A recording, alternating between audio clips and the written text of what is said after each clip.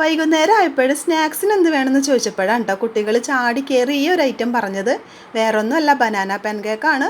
പിന്നെ നമ്മളത് ഉണ്ടാക്കി കൊടുത്തല്ലേ പറ്റുള്ളൂ.